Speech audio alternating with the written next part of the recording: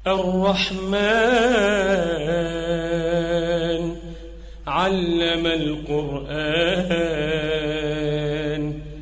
بسم اللہ الرحمن الرحیم۔ شروع اللہ تعالیٰ کے پیارے نام سے جو بڑا مہربان نہایت رحم کرنے والا ہے۔ السلام علیکم۔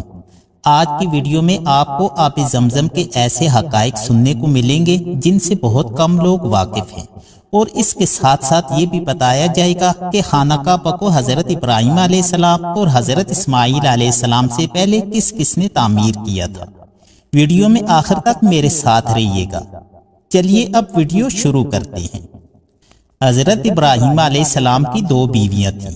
ایک دن حضرت ابراہیم علیہ السلام کو اللہ تعالیٰ کا یہ پیغام ملا کہ اے ابراہیم، اپنی بیوی ہاجرہ اور اپنے بیٹے اسماعیل علیہ السلام کو لے کر عرب کے صحرا میں چلا جا، جہاں کوئی بھی آبادی نہ ہو۔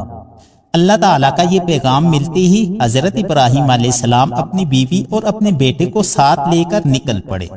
حضرت ابراہیم علیہ السلام ان دونوں کو لے کر صفا اور مروہ کی پہاڑیوں کے درمیان پہنچے، جہاں پر اس وقت کوئی آبادی نہ تھی۔ حضرت ابراہیم علیہ السلام نے ان دونوں کو کچھ کھجوریں اور پانی کا مشکیزہ دیا اور واپس لوٹنے لگے۔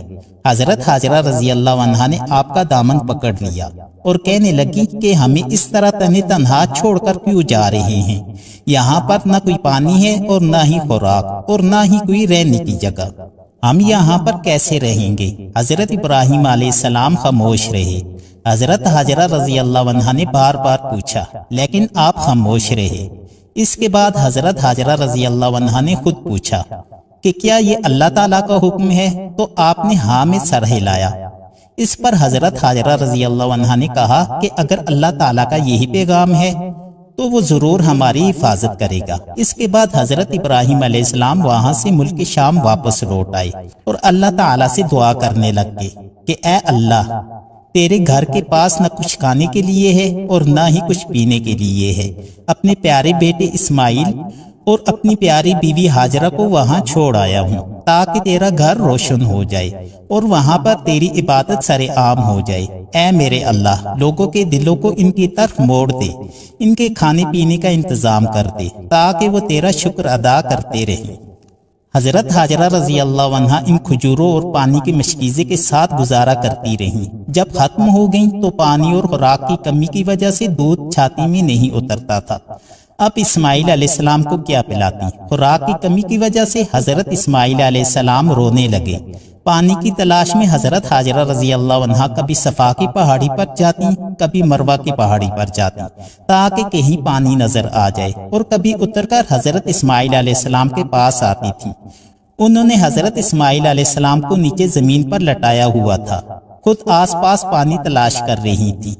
پانی کی تلاش میں حضرت ہاجرہ رضی اللہ عنہا نے صفا اور مروہ کے درمیان 7 چکر لگائے اور ساتھ ہی یہ دعا کرتی رہیں کہ اے اللہ، مجھے تجھ پر مکمل بھروسہ ہے، تو ہمیں اس مصیبت میں اکیلا نہیں چھوڑے گا۔ حضرت ہاجرہ رضی اللہ عنہا کا یہ کہنا ہی تھا کہ اللہ تعالیٰ نے اسی وقت دعا قبول کر لی۔ جہاں پر حضرت اسماعیل علیہ السلام زمین پر لیٹے رو رہے تھے اور ایڑیاں رگڑ رہے تھے، وہاں سے اللہ تعالیٰ نے پانی کا ایک چشمہ جاری کر دیا۔ حضرت ہاجرہ رضی اللہ عنہا اس چشمہ کو دیکھ کر بہت خوش ہوئیں، خود بھی پانی پیا اور اپنے بیٹے کو بھی پانی پلایا۔ اس کے بعد حضرت ہاجرہ رضی اللہ عنہا نے اس چشمہ کے ارد گرد مٹی اور پتھروں سے ایک بند لگا دیا تاکہ پانی باہر نہ جائے۔ حضرت جبرائیل علیہ السلام نے حضرت ہاجرہ رضی اللہ عنہا کو بتایا کہ گھبراؤ نہیں، بہت جلد تیرا خامند ابراہیم علیہ السلام اور تیرا بیٹا اسماعیل علیہ السلام یہاں پر اللہ تعالیٰ کا گھر تعمیر کریں گے، جو رہتی دنیا تک کے لوگوں کے لیے عبادت کا مرکز ہوگا۔ پھر اس کے بعد اللہ تعالیٰ نے آس پاس کھجوروں کے درخت اگائے۔ حضرت ہاجرہ رضی اللہ عنہا ان کھجوروں کو کھاتی اور چشمہ کا پانی پی کر اللہ تعالیٰ کا شکر ادا کرتی۔ پانی اور خوراک دیکھ کر مختلف پرندے بھی وہاں آنا شروع ہو گئے۔ ایک دن قافلے کے کچھ لوگ وہاں سے گزر رہے تھے، انہوں نے دیکھا کہ پرندے اس طرف کو جا رہے ہیں تو قافلے والے بھی اسی طرف آ گئے۔ جب وہ آب زمزم کے پاس پہنچے تو دیکھا کہ ایک بیوی اپنے بچے کے ساتھ رہ رہی ہے اور میٹھا پانی زمین سے ابل رہا ہے۔ بیوی حاجرہ نے آب زمزم کے معجزے کا واقعہ ان تمام لوگوں کو بتایا اور سب کہنے لگے کہ ہم تسلیم کرتے ہیں کہ اللہ تعالیٰ کا نور زمین پر برستا ہے، ہمیں اجازت دیں کہ ہم بھی یہاں رہنے لگیں۔ اس طرح اجازت پا کر وہ قبیلہ یہاں رہنے لگا اور رفتہ رفتہ اللہ تعالیٰ نے اپنے گھر کی زمین کو آباد کر دیا۔ پھر اللہ تعالیٰ نے حکم دیا کہ اے ابراہیم، جاؤ جہاں تو نے اپنی بیوی اور بچے کو چھوڑا تھا، وہاں میرے گھر کے نشان کو واضح کرو۔ اور یوں حضرت ابراہیم علیہ السلام اور حضرت اسماعیل علیہ السلام نے خانہ کعبہ کو تعمیر کیا۔ آج بھی اللہ تعالیٰ کا وہ گھر آباد ہے۔ جب کوئی وہاں پر جاتا ہے تو بیوی حاجرہ کے اس امتحان کی یاد میں صفا و مروہ کے درمیان دوڑتا ہے۔ بے شک اللہ تعالیٰ اپنے نیک بندوں کے امتحان کو آنے والے انسانوں کے لیے سبق رکھتا ہے، تاکہ ہر انسان یہ جان لے کہ اللہ تعالیٰ مصیبت میں اپنے بندوں کو تنہا نہیں چھوڑتا۔ سب سے پہلے خانہ کعبہ کی تعمیر فرشتوں نے کی تھی۔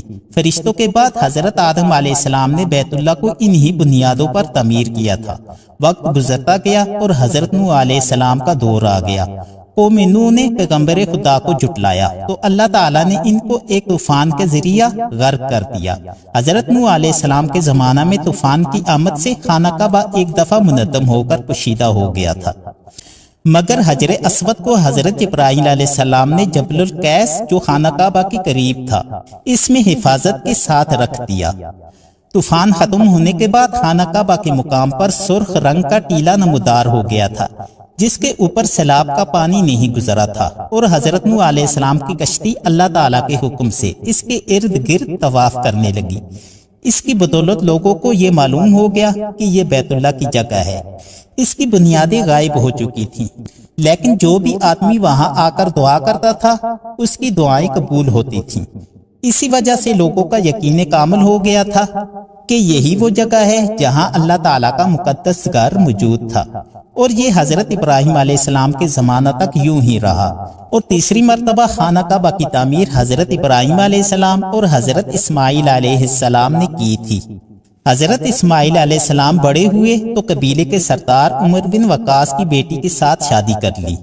حضرت اسماعیل علیہ السلام کی اولاد بڑی ہوئی تو اسے بنو بکر کہا جانے لگا۔ بنو جرہم اور بنو بکر باہم اتفاق کے ساتھ رہتے تھے، لیکن آہستہ آہستہ ان میں اختلاف شروع ہوئے جو اس قدر بڑے کہ بنو بکر نے بنو جرم کو علاقے سے نکال دیا۔ روایات بتاتی ہیں کہ بنو جرم نے اس علاقہ کو چھوڑنے سے پہلے اس علاقہ کا سارا خزانہ، غلاف کعبہ اور قیمتی تلواریں زمزم کے کنویں میں ڈال دی اور مٹی سے کنویں کو بند کر کے زمین کو برابر کر دیا تھا، اور اس طرح سال ہر سال گزرتے رہے۔ 6 صدوی عیسوی میں عبد المطلب کو حاجیوں کا نگران بنایا گیا۔ عبد المطلب حاجیوں کو پانی پلاتے تھے۔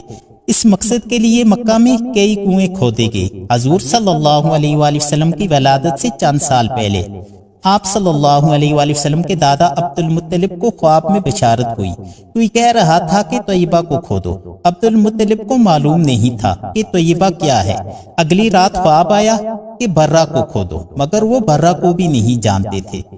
تیسری رات خواب میں آیا کہ مجنونہ کو کھودو، لیکن یہ بات بھی ان کی سمجھ میں نہیں آئی۔